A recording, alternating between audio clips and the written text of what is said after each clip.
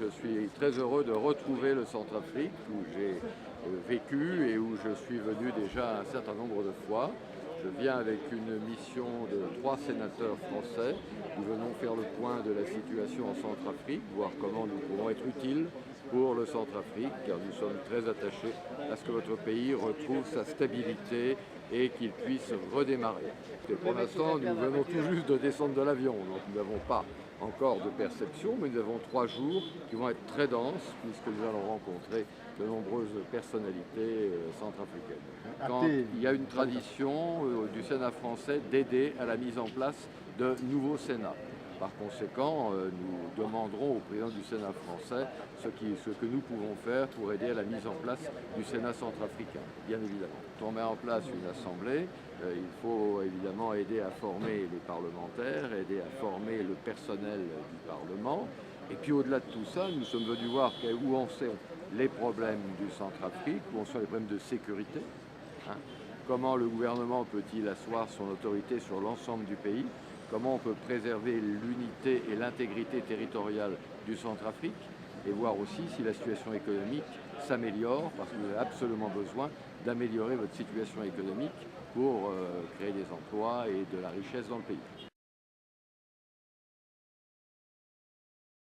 Kuta sénateur so gaso iriklo Jacques Legendre a kezoso loye teniti kodo mingi loye teniti kodo ti mingi na tango so lo mbaba seka lo sar kwa na liseti berberati si tongana lo kuta zo ouais le cas lo sar kwa na Sénat mais betlo anbati pika la ko ndale ki kodoti ni la tona kodoti a kiri na yati yeso irni atene légalité constitutionnelle ouais le pika li lo kati tene un sénateur aga gelegi wuse lani yabina groupe sénateur aga lani awe tiso ala ga ndali titena ala ba teneti ala pika patana kuta zuti kodro ndali titeneti atugu nga na ndali titeneti se waso aka entre parlementi assemblée nationale na parlementi France ka ndati gangotia la donc ak dapen bangati so mama ndia tene tongana adetiza Sénat na sesa pe ak assemblée nationale la si ak bumbi kwani usekwe tatene na yati partenariat su kisara alaka ala ninga mingi na yati kwati badali so awe Sénat ak mbini ngobo ege imba fini imba ti manda na gangotia la so ala ga titana la ba ikisara kwa tongana nye paleti nye la ikina nye bati sigi na yati pale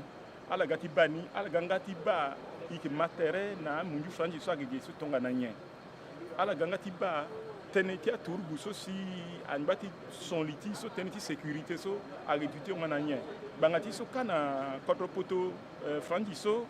ak a sénateur na député la si ak mu nyanga